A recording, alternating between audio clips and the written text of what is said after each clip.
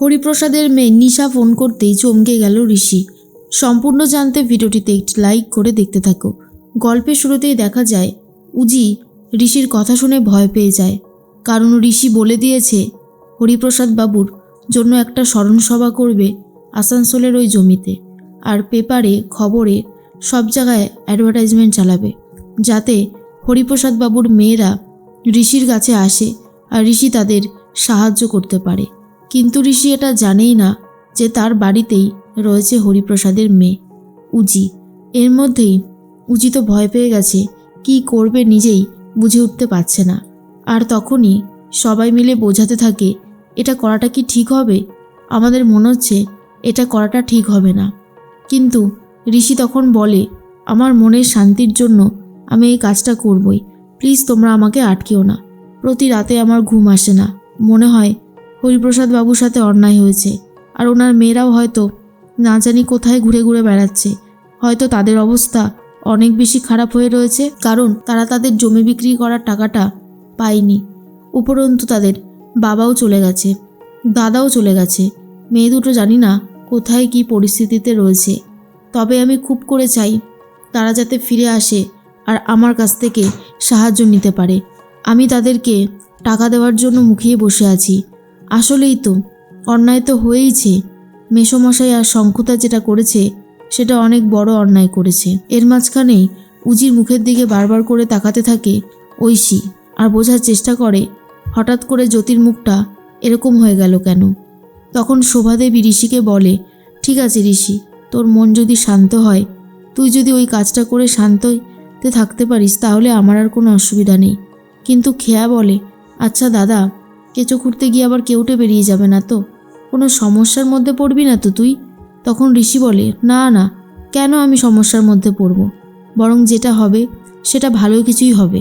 এর মধ্যেই নিশা ছদ্মবেশ নিয়ে ভানুকে পাঠিয়ে দিয়েছে হসপিটাল থেকে অন্তুকে তুলে নিয়ে আসার জন্য। এরপর ফোনে কথা বলতে থাকে ভানু। নিশাকে বলে, খুব বড় একটা রিস্ক নিয়েছি, জানি না কতদূর কি করতে পারবো, তবে কাজটা অনেক বড়। নিশা বলে, তুই এত ভয় পাচ্ছিস কেন? সবসময় সাহস নিয়ে থাক, দেখবি কোনো ক্ষতি হবে না। সিকিউরিটি যথারীতি ভানুকে আটকে দেয়। ভানু তখন বলে, আমি অন্তুর পাড়ার থেকে এসেছি, অন্তুর মায়ের অবস্থা ভালো না, আমি একবার ডাক্তারের সাথে কথা বলতে চাই, কবে কি জ্ঞান ফিরবে না ফিরবে। তখন সিকিউরিটি কোনোভাবেই ঢুকতে দিতে চায় না। ভানু অনুরোধ করতে থাকে। নিশা বলে, বারবার করে বল যাতে তোকে ঢুকতে দেয়। এরপর সিকিউরিটি বলে, আপনি যে সত্যি কথা বলছেন সেটা বুঝবো কী করে? এরপর ভানু বলে, প্লিজ একবার তো ডাক্তারের সাথে কথা বলতে দিন, সেটুকু তো অন্তত করতে পারি। সিকিউরিটি ভেতরে ঢোকার অনুমতি দিয়ে দেয়। আর তারপরে নিশা বলে, বাদবাকি কাজগুলো কিন্তু তোকেই করতে হবে, ভুলে যাস না, অন্তুকে কিন্তু আমাদেরকে তুলতেই হবে যেভাবেই হোক না কেন। এরপরেই ভানু চলে যায় সোজা ডাক্তারের কাছে আর বলে, ডাক্তারবাবু, আমি অন্তুর বাড়ি থেকে এসেছি। এরপর ডাক্তারবাবুকে ক্লোরফর্ম দিয়ে রীতিমতো অজ্ঞান করে দেয়। আর তারপর ভানু ডাক্তারের ড্রেসগুলো পরে ছদ্মবেশ নিয়ে নেয়। এরপর অন্তুর পেটে ঢোকার আগেই তখনই পুলিশ আটকে দেয় আর বলে, আপনি এখন তো অন্য ডাক্তারের আসার কথা ছিল, আপনি তো নন। এরপর ভানু বলে, আমাদের শিডিউল চেঞ্জ হয়েছে, পেশেন্টকে দেখতে যেতে দিতে হবে। আপনারা কি করছেন বলুন তো, এভাবে আটকাচ্ছেন কেন? পেশেন্টকে কি দেখতে যেতে দেবেন না? তখন পুলিশ হাত ছেড়ে দেয়। ভানু তখন চলে যায় ভেতরে, আর সেখানে গিয়ে যারা পুলিশ ছিল তাদেরকেও অজ্ঞান করে দেয়। এরপর ছেলেদেরকে নিয়ে অন্তুকে নিয়ে চলে যাচ্ছে। তখনই নিশা বলে, বাহ, এই তো এতদিনে একটা মনের মতন কাজ হয়েছে। অপেক্ষা করছিলাম কখন তুই অন্তুকে তুলিস, এবার সোজা আগরওয়ালের কাছে দিয়ায়। আমি আগরওয়ালের সাথে কথা বলে নিয়েছি, মাসে মাসে আমি অন্তুর চিকিৎসার জন্য টাকা পাঠিয়ে দেব, কোনো ভয় পাওয়ার কারণ নেই। এদিকে ঋষি সব জায়গায় বিজ্ঞাপন দিতে চাইছে, আর এই খবরটা জানার পরেই চলে এসেছে উজি নিশাকে খবরটা দিতে। আর বলে, দেখেছিস তো দিদি, ওনার মতন ভালো মানুষ হয় না, তুই শুধু শুধু ঋষিবাবুকে ভুল বুঝছিলিস। আমার মনে হয় এটা একদমই ঠিক করছিস না তুই। ঋষিবাবু চাইছে আমাদেরকে সাহায্য করতে। নিশা বলে, এটাই তো ঋষির দোষ। ঋষি এমনভাবে তোর ব্রেন ওয়াশ করে যে তুই পুরোপুরি ঋষিকে বিশ্বাস করতে শুরু করিস। কিন্তু আমি বলছি, ঋষিকে বিশ্বাস করিস না, ও বিশ্বাস করার মতন কোনো কাজই করেনি। কিন্তু উজি বলে, ভুল করছিস তুই। মানুষটা কোনো অন্যায় করেনি, বরং মানুষটা যেটা করছে সেটা একদম ঠিক কাজই করছে।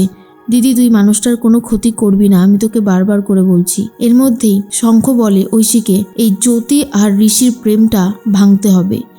ঋষি জ্যোতিকে খুব ভরসা করে, খুব ভালোবাসে। ওদের মধ্যে যদি একবার ঝামেলা ধরিয়ে দিতে পারি তাহলে আর কোনো অসুবিধা হবে না। ঐশী তখন বলে, কি বলছোটা কি? এই শোনো, এমনিতেই তোমাকে নিয়ে আমি চিন্তার মধ্যে আছি। সবে সবে জেল থেকে বেরিয়েছো, এমন কিছু করো না যেটায় আবার তোমাকে জেলে যেতে হয়। তখনই শঙ্খ বলে, দেখো, এইটুকু করার জন্য আমার কোনো অপরাধ গ্রাহ্য হবে না। তাই বলছি, এই জ্যোতিকে আর আমাদের ঋষিকে আলাদা করতেই হবে, যেভাবেই হোক না কেন। অন্যদিকে অফিসার জিৎ বসুর কাছে খবরটা পৌঁছে যায় অন্তুকে কে বা কারা তুলে নিয়ে চলে গেছে।